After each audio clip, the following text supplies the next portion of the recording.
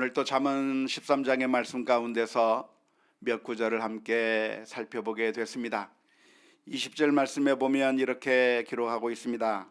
지혜로운 자와 동행하면 지혜를 얻고 미련한 자와 사귀면 해를 받느니라 라고 말씀해 주고 계십니다. 지혜로운 자와 동행을 하게 되면 지혜를 얻을 것이다 라고 말씀해 주고 있는데요, 과연 어떻게 하는 것이 지혜로운 자와 동행하는 것일까요?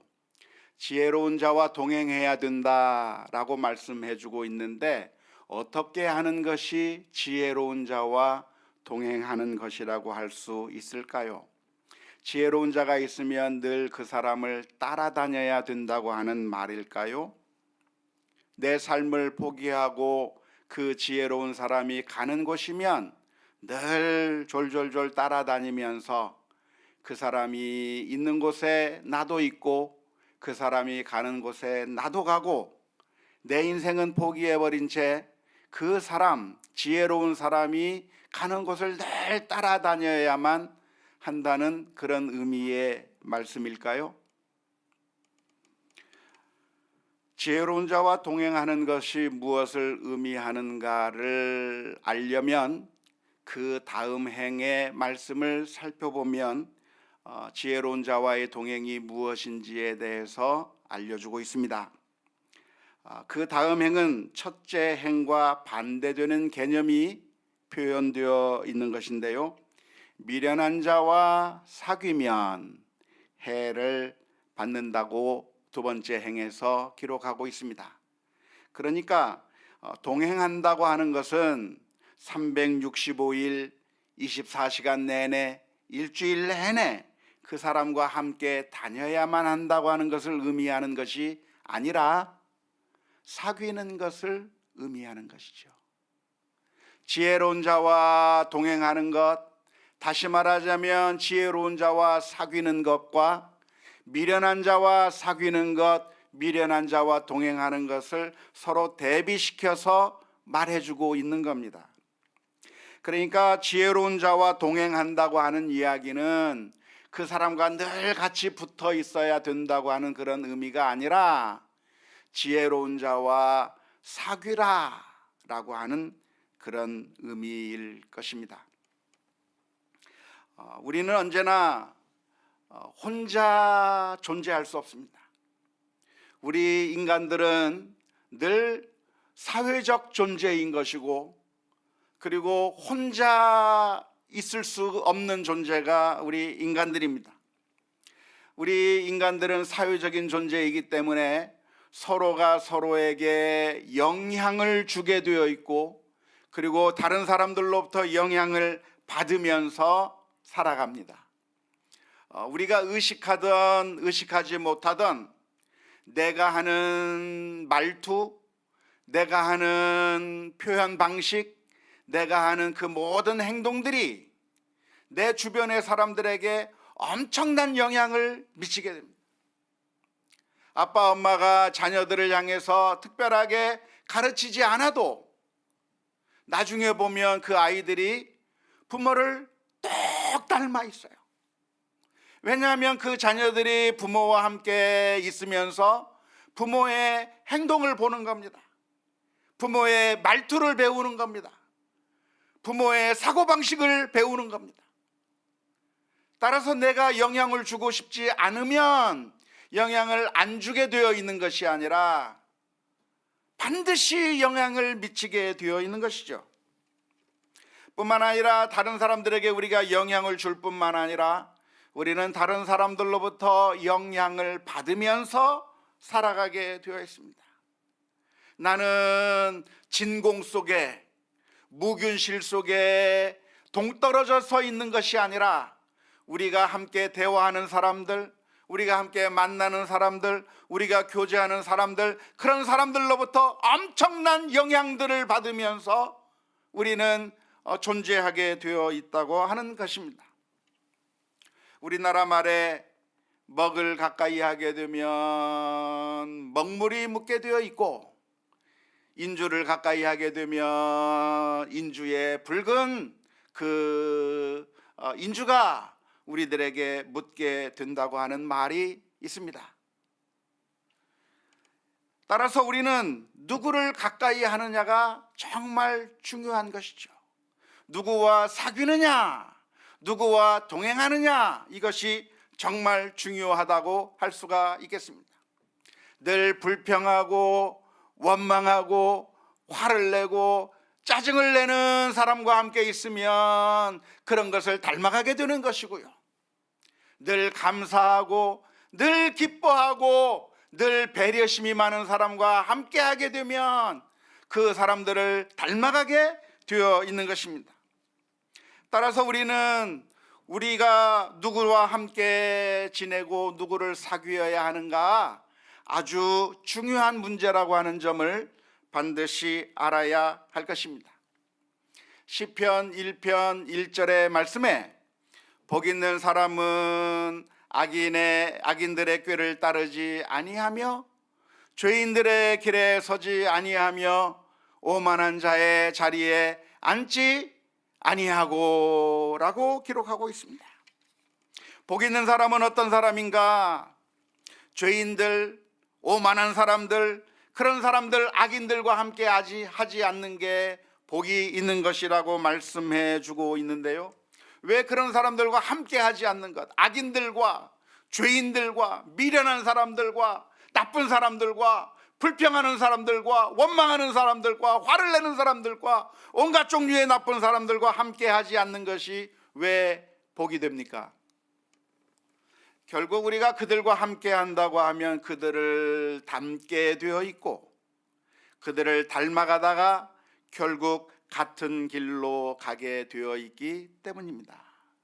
악한 자는 결국 망하는 길로 가게 될 텐데 악한 자들을 우리가 가까이 하면서 그 악한 자들을 닮아가게 된다고 하면 우리도 똑같이 그러한 그들이 가는 길을 우리도 갈 수 있기 때문에 그들을 가까이 하지 않는 것이 복이 되는 것이라고 가르쳐주고 있는 것입니다.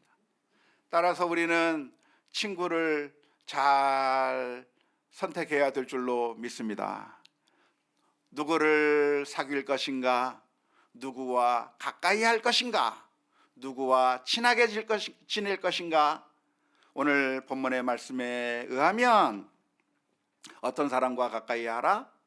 지혜로운 자와 가까이 하라, 지혜로운 자와 동행하라 라고 말씀해 주고 계시는데, 여기서 말하는 지혜로운 자라고 하는 사람은 어떤 사람일까요? 누가 지혜로운 사람이죠? 우리가 잠언서를 지금 굉장히 오래 많이 했는데 누가 지혜로운 사람이죠? 크게 한번 얘기해 주세요. 누가 지혜로운 사람이죠? 여호와를 경외하는 사람, 하나님을 두려워하는 사람, 하나님이 무서운 줄 아는 사람,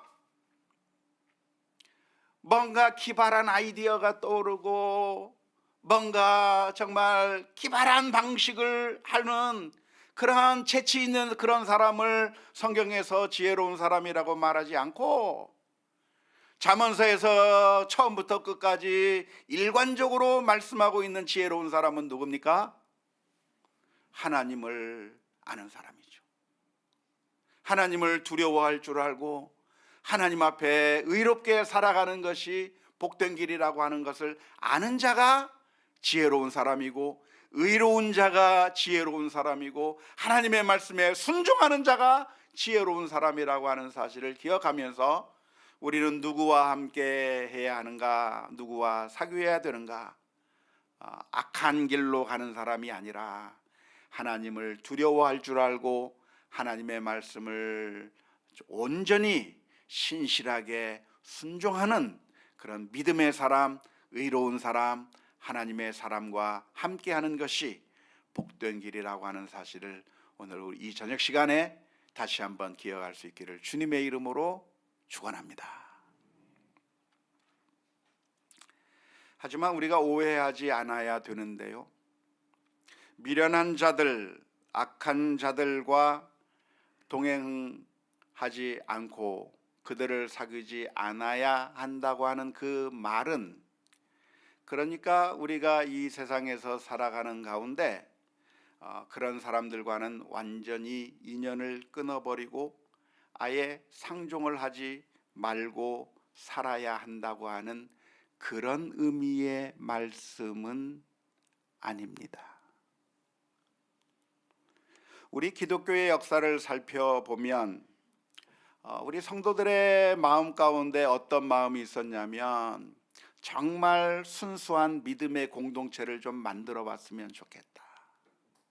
교회 안에 들어오는 여러 가지 나쁜 사람들, 위선자들, 흠이 많은 사람들, 그런 사람들과 함께 신앙생활을 할 수가 없고, 정말 순수한 사람들, 정말 믿음이 있는 사람들, 정말 하나님을 사랑하는 사람들, 진짜 믿음을 가진 사람들로만 구성된 정말 순수한 믿음의 공동체를 만들어 갔으면 좋겠다고 하는 열망이 기독교 역사 가운데 정말 많이 분출되어 왔습니다. 오늘날에도 우리들의 마음 가운데 그런 욕망들이 생기곤 합니다. 우리가 교회라고 하는 공동체를 이루고 있는데 교회 안에 좋은 사람만 있는 것이 아니라 나쁜 사람도 있어요. 정말 보기 싫은 사람이 있는 겁니다. 저 사람은 하나님을 안 믿는 것 같아요. 저 사람은 하나님의 법에서부터 멀리 떠난 사람 같아요. 그래서 그런 사람들은 다 쫓아내버리고 정말 믿음 있는 사람들끼리 순수한 믿음의 공동체를 만들었으면 좋겠다고 하는 그런 열망들이 우리들의 마음 가운데 솟아오르게 되어 있는 것이죠. 노예 활동을 하다 보면 정말 좋은 사람들이 아니라, 세상에 어떻게 저런 사람이 목사일 수 있을까? 세상에 어떻게 저런 사람이 장로일 수 있을까라고 생각되는 그런 사람들을 만날 때마다 이런 썩어빠진 노예는 탈퇴해버리고, 이런 썩어빠진 총회는 탈퇴해버리고 아주 순수한 우리들의 믿음의 공동체를 만들었으면 좋겠다고 하는 그런 열망들이 많이 생기게 되는 것입니다. 정말 믿음으로 살려고 하는 사람들일수록 그런 열망들이 많이 생기게 되는 것이죠.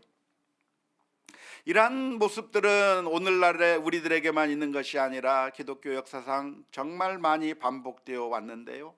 그래서 성도들은 어떻게 했는가? 수도원을 만들어 수도원으로 들어가서 거기서 살았던 것입니다. 이 세상의 것들을 다 포기해버리고 이 세상에서의 욕심, 그리고 명예, 권력, 부, 이런 것들을 다 내버리고 가지고 있던 모든 것들을 다 팔아버리고 가난한 자들에게 주어버리고 수도원에 들어가서 약간의 음식만을 먹으며 오로지 성경 말씀을 읽고 기도만 하고, 그리고 약간의 노동을 하면서 그렇게 순수하게 주님과 교제하면서 침묵의 훈련을 해가면서, 그래서 정말 순수한 믿음의 공동체를 만들어 보려고 했던 그런 수도원 운동도 일어나게 되었습니다. 뿐만 아니라 미국에 보면 홈스쿨 운동도 있는데요. 우리 아이들을 학교에 보내려고 하니까 학교가 너무 타락했습니다. 불신자들이 장악한 학교고, 그리고 그 학교에서는 잘못된 성적인 관점을 가르치기도 하고, 그리고 또한 창조론이 아닌 진화론을 가르치기도 하고, 하나님이 유일하신 하나님이 아니라 여러 종교 가운데 하나라고 하는 그런 것들을 가르치는 이런 세속 학교에 우리 아이들을 보낸다고 하면, 우리 아이들이 그 세속의 그런 교육의 영향을 받아서 타락할 수 있으니, 그런 우리 아이들을 그런 세속적인 학교에 보내기보다는 어디로 보내는가? 크리스천 학교로 보내기도 하고, 크리스천 학교로 보내는 게 힘들면 우리 집에서 홈스쿨 하면서 그저 신앙적으로만 교육을 해서 정말 순수한 믿음을 만들려고 하는 그런 운동들이 많이 기독교 역사 가운데 있었습니다. 과연 이런 모습들이 오늘 잠언서 13장 20절에서 가르쳐주고 있는 지혜로운 자와 동행해야 된다, 미련한 자와 사귀지 말아야 된다라고 하는 그런 교훈의 말씀에 부합하는 모습일까요? 성경에는 이런 말씀도 있지만 다른 차원에서 말씀해 주고 있는 구절도 있습니다. 예를 들어서 고린도전서 5장 9절에서부터 10절 말씀에 보면 바울 사도는 고린도 교회를 향해서 이렇게 글을 쓰고 있습니다. 내가 너희에게 쓴 편지에 음행하는 자들을 사귀지 말라 하였거니와.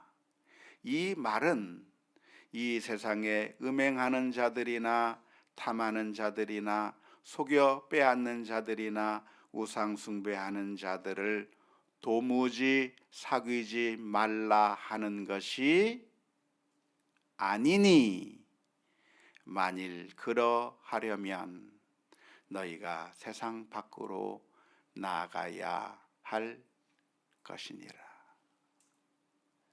바울 사도는 권면하기를 성도들을 향해서 권면하면서 음행하는 자들과 사귀지 말라, 죄악을 저지른 자들과 사귀지 말라, 미련한 자와 사귀지 말라, 지혜로운 자와 동행해라 라고 하는 것을 가르쳤습니다.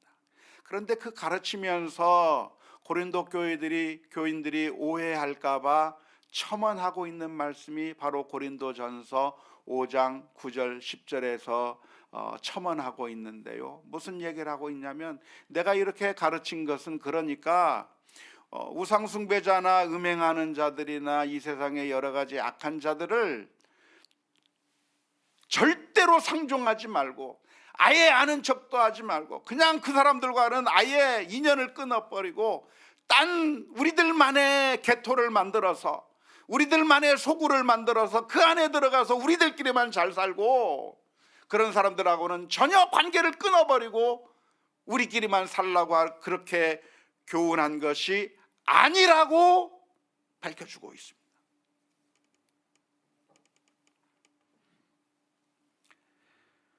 그것은 불가능할 뿐만 아니라 우리가 이 세상에서 발을 붙이고 살고 있는 이 세상에서 그렇게 불신자들, 지혜롭지 못한 자들, 미련한 자들, 악한 자들과 완전히 끊어버리고 그들과 전혀 관계하지 않으면서 그렇게 단절된 채 살아가는 것이 불가능할 뿐만 아니라 더 나아가서 바람직하지 않다고 말씀해주고 있는 것입니다. 성경에 보면 참된 믿음의 사람들은 어떻게 했는가? 참된 믿음의 사람들은 내가 하나님만을 사랑하기 때문에 이 세상과 완전히 담을 쌓아버리고, 그리고 골방에 들어가서 나 혼자만의 삶을 살지 않았습니다. 이 세상이 너무나도 더럽기 때문에 수도원에 들어가서 나 혼자 기도하면서 살지 않았습니다. 오히려 성경에 나오는 참된 믿음의 사람들은 어떻게 했는가? 이 세상에서 불신자들과 함께, 그들과 함께 같이 교제하고 장사도 하고 함께 협력하기도 하고 여러 가지 모든 일들을 같이 하면서 함께 살았어요. 예를 들자면 누구를 떠올릴 수가 있겠습니까? 다니엘이죠. 다니엘은 유대 땅에서 살다가 바벨론이라고 하는 그 세상으로 끌려가게 됩니다. 포로로 끌려가게 됐습니다. 그 바벨론은 어떤 곳인가? 우상 숭배하는 곳의 본산지입니다. 느부갓네살 왕과 다른 왕들을 비롯해서 그 사람들이 모든 시스템 자체가 우상 숭배를 중심으로 해서 돌아가는 그 나라의 포로로 잡혀오게 된 것입니다. 그때 다니엘은 내가 이런 더러운 사람들과 같이 살 수 없으니 자결을 하겠다 한 것이 아닙니다. 내가 이런 사람들과는 같이 살 수 없으니 내가 산속으로 들어가서 그냥 나 혼자 토굴 속에서 살겠다 하지 않았습니다. 다니엘은 어떻게 했는가? 자신의 믿음을 철저하게 지키면서 하루에 3번씩 기도하는 것을 중단하지 않으면서도 동시에 그 바벨론이라고 하는 궁전에서, 그 나라의 궁정에서 바벨론 왕을 섬기며 그리고 다른 신하들과 함께 협력을 하면서 그 나라에서 살아가게 되었던 것이죠. 요셉도 마찬가지입니다. 요셉은 가나안 땅에서 끌려서 저 애굽 땅으로 가서 보디발의 집에서나 감옥에서나 그리고 애굽의 궁정에서나 그곳은 다 믿음의 사람들이 포진하고 있었던 것이 아닙니다. 그곳에는 우상 숭배자들로 가득 차 있었던 곳입니다. 그래서 요셉이 받아들인 아내는 바로 왕이 준 아내를 받아들여야 했었고요. 그리고 이름도 그런 우상 숭배자의 이름을 가지고 있는 그 이름을 가진 사람을 받아들여야만 했었던 것인데, 그들은 내가 하나님을 진실로 섬겨야 하기 때문에 우리는 애굽 땅에서 살 수 없다, 우리는 산속에 들어가서 살아야겠다라고 말하지 않은 것입니다. 물론 우리는 전략적인 지혜가 필요할 것입니다. 잠언서 13장 20절의 권고처럼, 그리고 시편 1편 1절의 권고처럼 실제적으로 우리가 지혜로운 자와 동행해야 하고 미련한 자, 악한 자와 거리를 두기 위해서는 우리가 가능하면 믿음의 사람을 더 가까이 하고 지혜로운 사람들과 더 가까이 하는 것이 필요하고, 그리고 악한 자들, 미련한 자들, 하나님을 거부하는 자들과는 거리를 두는 것이 전략적으로 필요할 수가 있겠지만, 그러나 사실은 그렇게 완전히 그렇게 하는 것은 불가능할 뿐만 아니라 더 나아가서 바람직하지도 않은 것이죠. 예수님께서 3명의 제자들을 데리고 산에 올라가셨을 때 예수님의 모습이 그 산 위에서 변화되었습니다. 그리고 예수님께서 모세와 함께 이야기하고 있는 엘리야와 함께 이야기하고 있는 그 장면을 본 베드로는 그곳이 너무나도 좋았습니다. 그래서 예수님에게 간청했습니다. 주님, 여기 있는 것이 너무나도 좋사오니 여기에 제가 초막셋을 짓 때 하나는 주를 위하여, 하나는 모세를 위하여, 하나는 엘리야를 위하여 하겠다고 했습니다. 여기서 주님과 함께 지내는 것이 제일 행복한 것이고, 저 때묻지 않은 이 세상과의 관계를 완전히 차단해버리고 이곳에서 있는 것이 가장 행복하다고 이야기했던 것입니다. 하지만 주님께서는 그런 제자들을 데리고 산 아래로 내려오셨습니다. 예수님께서는 가자, 저 마을로도 가자, 우리가 거기서도 복음을 전해야 되겠다라고 말씀하고 계시는 거죠. 우리는 우리끼리 신앙을 잘 간직하면서 우리끼리 모여 있으면서 나만 행복하고 나만 좋으면 좋은 그런 신앙생활을 하는 것이 바람직한 것이 아니라, 사실은 우리들에게 사명이 주어져 있는 것이고 그 사명을 위해서는 불신자들에게로 가야 되는 것이죠. 이 현장으로 우리가 들어가야 되는 것이죠. 그렇다고 한다면 잠언서 13장 20절의 말씀은 단순히 누구와 교제할 것인가, 누구와 교제하지 말아야 될 것인가 라고 하는 차원에서 말씀하는 것이 아니라고 하는 것을 아실 수 있을 것입니다. 예수님께서는 놀랍게도 세리와 죄인들과 함께 먹고 마셨습니다. 그것은 그들과 함께 죄를 짓기 위해서가 아니라 그들로 하여금 죄를 회개하고 그들로 하여금 다시 하나님의 자녀가 되게 만들기 위해서 그들과 사귀었던 것이죠. 따라서 우리가 미련한 자들, 하나님에게서부터 떠난 자들, 악한 자들과 무조건 거리를 두는 것이 최고의 방책만은 아닌 것입니다. 왜냐하면 우리에게는 제사장으로서의 사명이 있기 때문인 것이죠.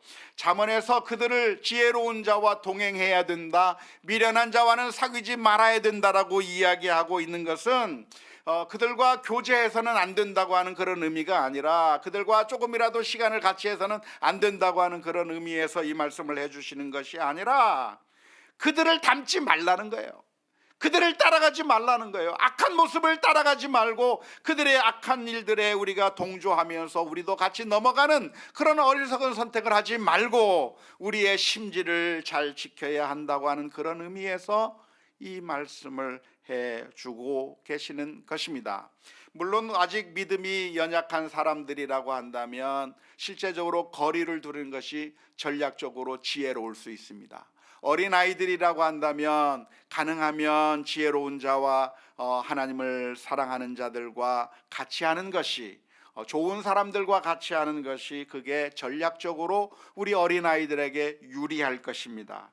아직 초보의 믿음 단계에 있다고 한다면 가능하면 불신자들과 어울리는 것보다는 성도들과 어울리는 것이, 지혜로운 자들과 어울리는 것이, 그것이 훨씬 더 전략적으로 실제적으로 나을 것입니다. 하지만 우리가 궁극적으로는 그들과 거리를 두라고 하는 그런 의미의 말씀이 아니라 사실은 그들의 목적에 동조하지 말고 닮아가지 말고 동화되지 말라고 하는 그런 의미의 말씀이라고 보아야 될 것이라고 믿습니다.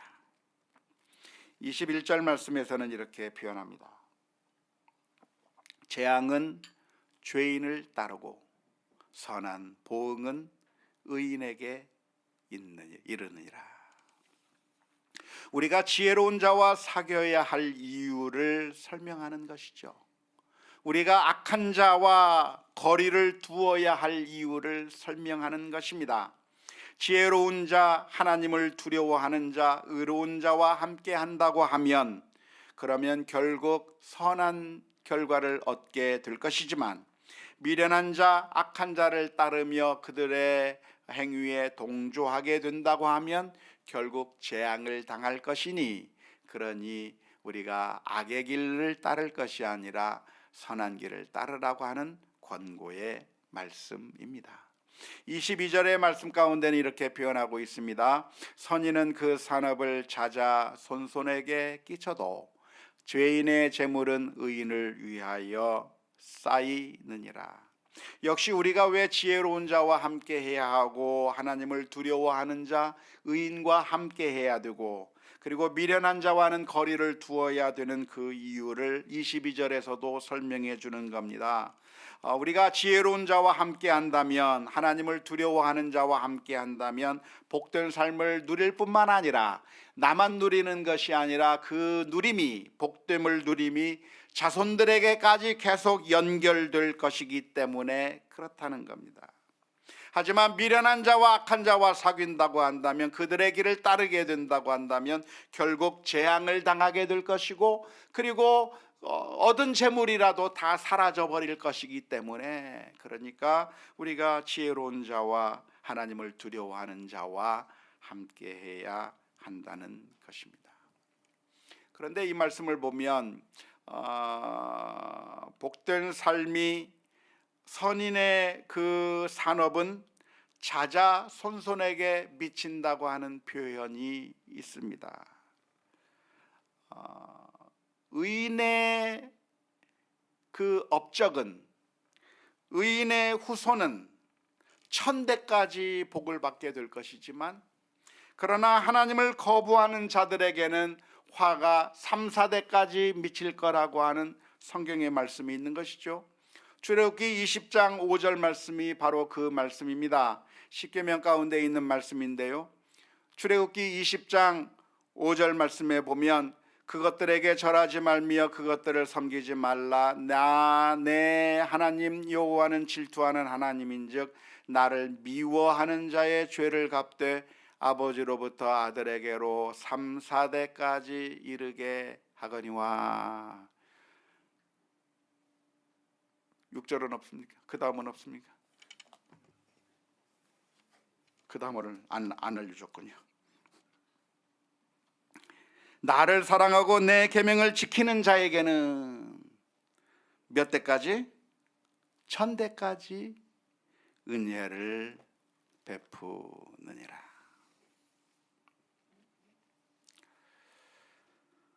이 말씀에 근거해서 종종 우리 조상들로부터 저주가 우리들에게 흐르고 있으며 우리들의 가계에 흐르는 영적인 저주를 끊어버려야 한다고 하는 그런 주장들이 한때 한국교회 내에서 유행한 적이 있었습니다. 한국교회만 그렇게 유행했던 것이 아니고 사실은 미국에서부터 시작된 것이죠. 그래서 우리 부모들이 죄를 지으면 그 죄의 결과가 자녀들에게 흐르고 있기 때문에 그 가게에 흐르는 그런 죄의 저주를 끊어버려야 한다고 하는 그런 주장들이 한때 많이 회자되곤 했었는데요. 성경에는 이런 유의 말씀만 있는 것이 아니라 정반대의 말씀도 있습니다. 예를 들자면 에스겔 18장 20절의 말씀입니다. 범죄하는 그 영혼은 죽을지라 아들은 아버지의 죄악을 담당하지 아니할 것이요 아버지는 아들의 죄악을 담당하지 아니하리니 의인의 공의도 자기에게로 돌아가고 악인의 악도 자기에게로 돌아가리라 라고 말씀하고 있습니다. 그러니까 출애굽기 20장의 말씀에 의하면 의인의 그 복은 천대까지 가고 악인의 그 악은 저주는 3, 4대까지 간다고 표현하고 있는데 에스겔서에서는 말하기를 어떤 사람이 선을 행하면 그 선은 그 사람에게만 해당되는 것이지 아들에게 전수되는 것이 아니고 그래서 어떤 사람이 악을 행하면 그 악이 그 사람에게만 해당되는 것이 그 자녀에게 그 악의 그 대가가 흘러가는 것이 아니다라고 가르쳐주고 있는 것이죠. 성경에서 반대의 이야기를 동시에 이야기하고 있는 것 같은데 도대체 어떤 게 맞는 걸까요? 우리 자녀들에게 영향을 줍니까? 안 줍니까? 헷갈리죠? 성경에도 헷갈리게 써놔서 헷갈립니다. 물론 일반적으로 영향이 없다고 말할 수는 없을 겁니다. 부모님의 모든 것들이 자녀들에게 영향을 미치는 것은 자연스러운 이치이기 때문인 것이고요. 그렇기 때문에 부모의 것으로 인하여 1000대까지 미치고 부모의 것으로 인하여 3, 4대까지 미친다고 하는 이야기는 그러니까 부모들아 책임을 가져라라고 하는 그런 말이에요. 너의 그 행동으로 말미암아 자녀들까지 영향이 미치지 아니하도록 혹은 좋은 영향이 미칠 수 있도록 책임감을 가져야 된다고 하는 의미에서 말씀해 주신 것이죠. 하지만 그럼에도 불구하고 만일 내가 어려움을 겪는다고 한다면 그럼에도 불구하고 여러 가지 나쁜 일을 당하게 된다고 한다면 이것은 내 문제가 아니라 이것은 우리 부모님 탓이야 라고 조상 탓을 할 것이 아니라고 하는 의미에서 에스겔서에서 말씀해 주고 있는 것입니다. 따라서 우리는 우리의 모든 것들이 선한 것이든 악한 것이든 우리 자녀들에게 영향을 줄 수 있다고 하는 사실을 기억하면서 그래서 우리가 어떤 결정을 내려야 됩니까? 지혜로운 자와 동행을 해야 되는 거예요. 그래서 우리가 어떤 결정을 해야 됩니까? 미련한 자랑은 사귀지 말아야 하는 그런 결정을 내려야 되는 것입니다. 그러나 우리가 부모 탓을 하거나 할 게 아니라 우리가 결단하며 살아야 된다고 하는 것을 말씀을 보면서 기억해야 할 것입니다. 마지막으로 23절의 말씀을 보면 이렇게 기록합니다. 가난한 자는 밭을 경작함으로 양식이 많아지거니와 불의로 말미암아 가산을 탕진하는 자가 있느니라. 아무리 출발이 가난했어도 부모님으로부터 받은 게 없어도 우리가 노력하면 되는 것이고요. 아무리 출발이 좋았다고 할지라도 불의를 저지른다고 한다면 사라질 수밖에 없다고 하는 것을 이야기하고 있는 것입니다. 결론적으로 많은 말씀을 드렸습니다마는 결론적으로 우리는 무엇을 따라야 살아야 되는가? 지혜를 따라 살아야 하는 것이고, 그 지혜는 무엇입니까? 하나님을 두려워하고 하나님의 말씀대로 순종하며 사는 것이 지혜다 라고 하는 사실을 기억하며 믿음으로 선한 삶을 살게 해 주옵소서 기도하며 나가는 우리 모두가 되어야 될 줄로 믿습니다. 안타깝게도 우리는 그런데 늘 잘못된 선택을 할 때가 많습니다. 그럴 때마다 주님께 다시 나아가 엎드려 회개하고 주님의 보혈의 피로 나를 씻겨 주옵소서 기도하며 나아가는 가운데 결단하고 다시 돌아오고, 그래서 하나님의 은혜를 누리는 우리 모두가 다 될 수 있기를 주님의 이름으로 축원합니다.